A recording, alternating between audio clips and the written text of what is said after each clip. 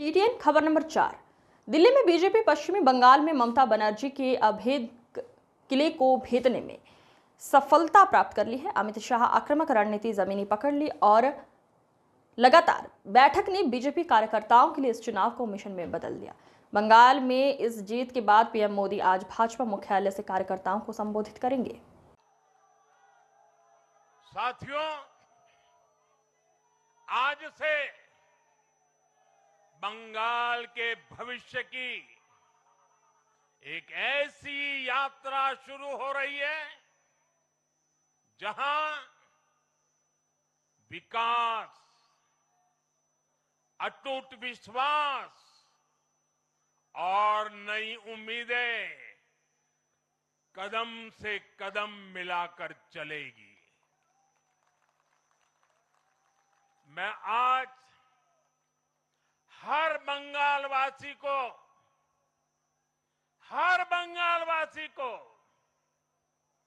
भरोसा देता हूं, बंगाल के बेहतर भविष्य के लिए भाजपा दिन रात एक कर देगी।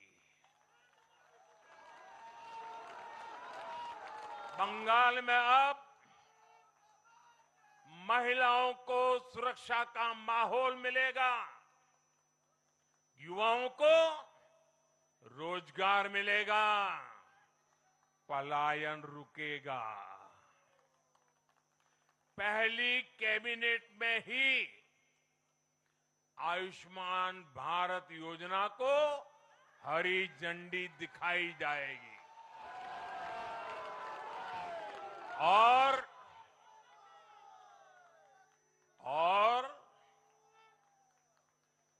घुसपैठियों के खिलाफ भी सख्त से सख्त कार्रवाई होगी।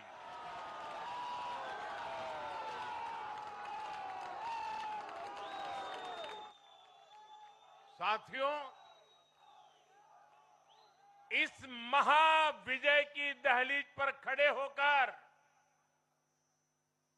हम गुरुदेव टैगोर को भी याद कर रहे हैं। 25 बैशाख 9 मई का दिन दूर नहीं है। हमारा संकल्प भी वही होना चाहिए जो उनका स्वप्न था। एक ऐसा परिवेश जहां मन भय मुक्त हो और सिर ऊंचा हो। और बीजेपी बंगाल में ऐसा भय मुक्त वातावरण बनाकर दिखाएगी, ये मोदी की गारंटी है।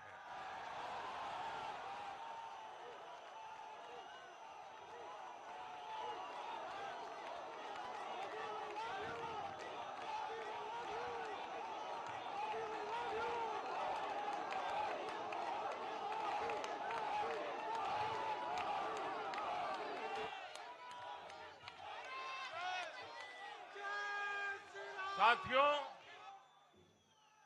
बंगाल के ये चुनाव एक और वजह से बहुत खास रहे हैं।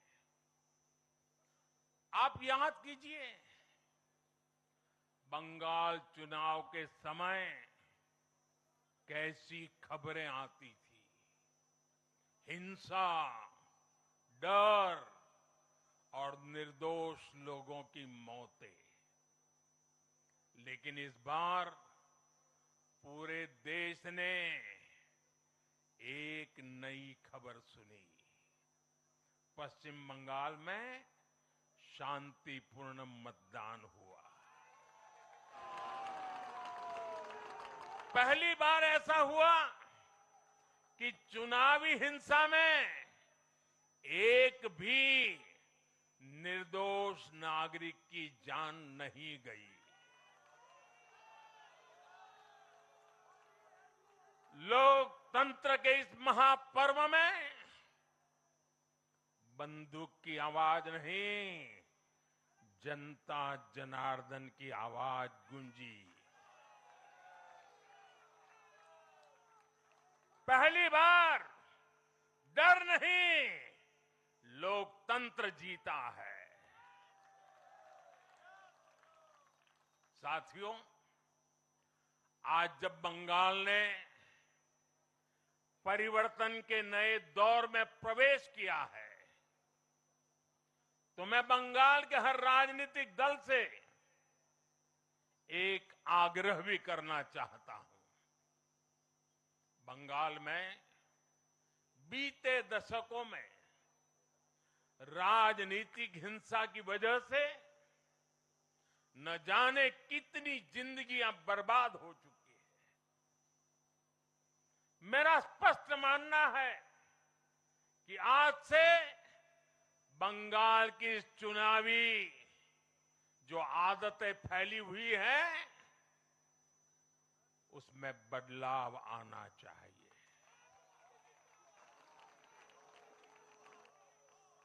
आज जब भाजपा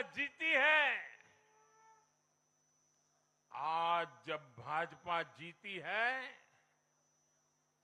तो बदला नहीं, बदलाव की बात होनी चाहिए। भय नहीं, भविष्य की बात होनी चाहिए। मेरी सभी राजनीतिक दलों के कार्यकर्ताओं से अपील है, आइए हिंसा के इस अंतहीन चक्र को हमेशा के लिए खत्म करें।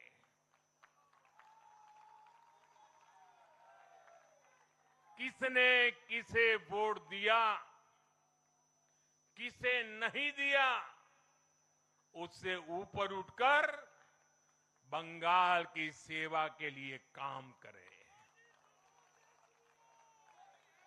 साथियों, इन राज्यों में चुनाव और उसके नतीजों की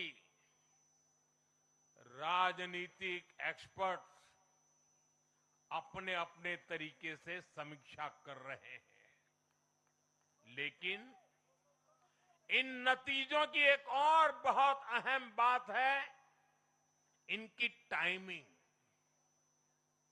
आप देख रहे हैं कि जब इन राज्यों में जनता वोट डाल रही थी, तो इसी दौरान विश्व में क्या कुछ नहीं चल रहा था।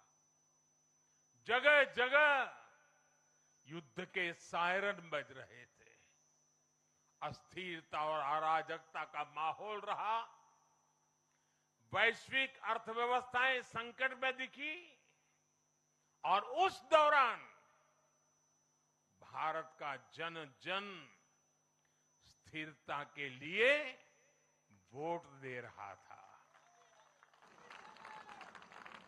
साथियों, आज पश्चिमी एशिया में चल रहे संकट का पूरे विश्व पर बुरा असर पड़ा है,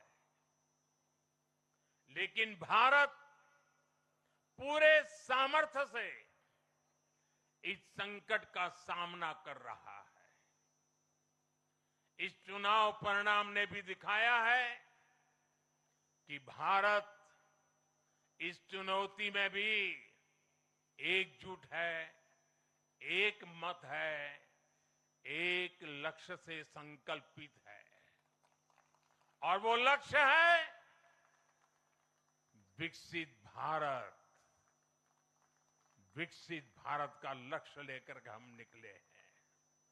साथियों, विकसित भारत के संकल्प की सिद्धि में पूर्वोदय का बहुत बड़ा महत्व है।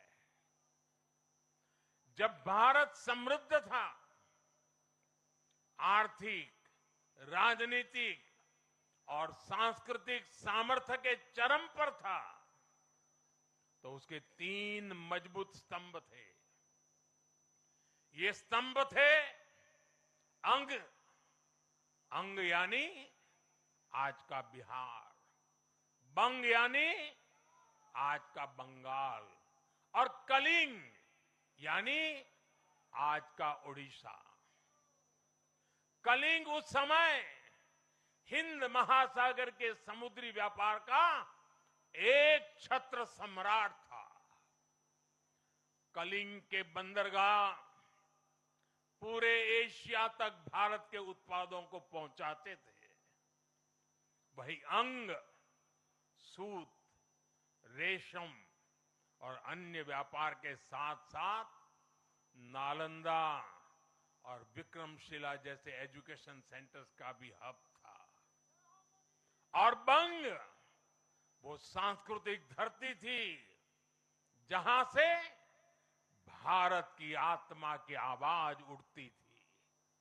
साथियों, गुलामी के कालखंड में जैसे जैसे समृद्ध भारत के मजबूत पिलर कमजोर होते गए, भारत का सामर्थ्य भी क्षीण होता गया। इसलिए विकसित भारत के निर्माण के लिए इन तीनों स्तंभों का फिर से मजबूत होना बहुत आवश्यक है।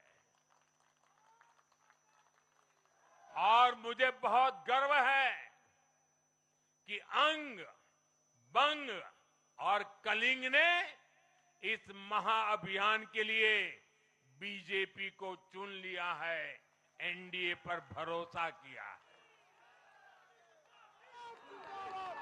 साथियों, विकसित भारत के निर्माण का एक और महत्वपूर्ण पिलर भारत की नारी शक्ति है। नारी शक्ति अब विकसित भारत के निर्माण में तेजी से आगे बढ़ रही है। लेकिन नारी शक्ति की इस रफ्तार को कांग्रेस और उसके सहयोगियों ने कुछ दिन पहले रोकने का काम किया है। इन नारी विरोधी दलों ने संसद में नारी शक्ति वंदन संशोधन को पास नहीं होने दिया और इसलिए मैंने कुछ दिन पहले कहा भी था कि महिलाओं के आरक्षण का विरोध करने वाले ऐसे दलों को महिलाओं का आक्रोश झेलना पड़ेगा। आज कांग्रेस, टीएमसी और डीएमके को बहनों बेटियों ने सजा दी है। केरल में लेफ्ट के 10 सालों के कुशासन का फायदा कांग्रेस को जरूर मिला है, लेकिन मुझे विश्वास है केरल की बहनें भी अगले चुनावों में कांग्रेस को जरूर सबक सिखाएगी। साथियों, जिस समाजवादी पार्टी ने संसद में महिला आरक्षण को रोका है, उसे भी यूपी की महिलाओं का आक्रोश सहना पड़ेगा। महिला विरोधी समाजवादी पार्टी कुछ भी करके अपने पाप को कभी धुल नहीं पाएगी। साथियों, आज हम भारत की राजनीति में एक और बड़ा बदलाव देख रहे हैं।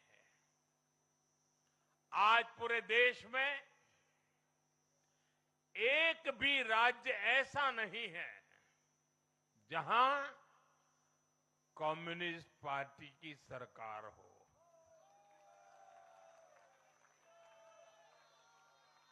एक भी नहीं है। ये